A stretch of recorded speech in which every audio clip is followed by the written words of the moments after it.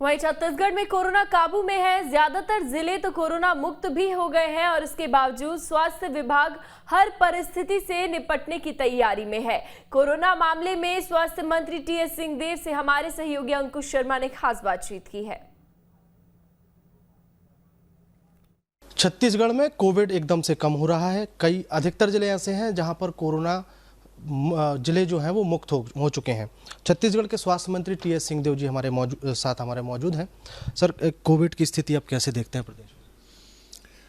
प्रदेश में तो गिरते क्रम में है। अभी एक्टिव केसेस 59 हैं पूरे प्रदेश में। ये अपने आप में बहुत कम का आंकड़ा है। डेली जो रिपोर्ट आ रही है 5, 7, 8 डेली आ रहे हैं, लेकिन ये भी एक तथ्य है, सत्य है कि टेस्टिंग कम हो रही है। चिंता या सावधानी की बात इस बात को ध्यान में रख के रखनी चाहिए कि गवर्नमेंट ऑफ इंडिया ने अभी 5 राज्यों के लिए अलर्ट जारी किया है। उसमें केरला भी है, महाराष्ट्र भी है।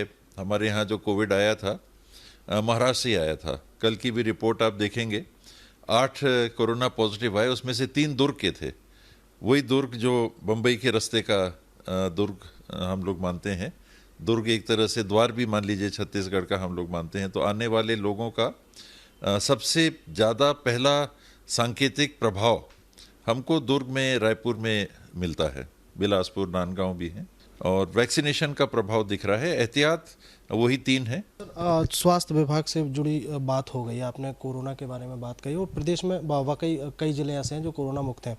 अब चुनावी माहौल चल रहा है। खैरागढ़ में आपका दौरा रहा है, क्या कह रहा है खैरागढ़? शुरू में खैरागढ़ के बारे में जो बातें यहाँ बैठ के सुनने में आती थी, उसमें लोग कहते थे कि भाजपा की स्थिति बेहतर है। और मेरे ख्याल से कारण ये रहा होगा कि पिछले चुनाव में कांग्रेस तीसरे स्थान पे था और टक्कर भाजपा और जोगी कांग्रेस, देवव्रत जी जिस पार्टी से लड़ रहे थे उनके बीच में थी और अंतर कम था।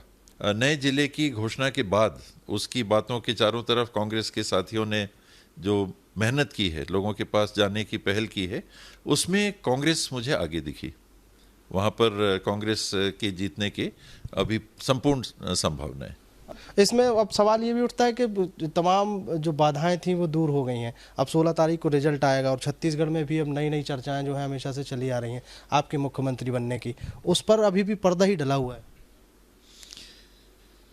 ये बात जरूर जब से नई सरकार बनी तब से ऐसी चल पड़ी कि अभी भी चल रही है और संभावनाएं रहती हैं जीवन में। हर प्रकार की हर बात की संभावनाएं बनी रहती हैं।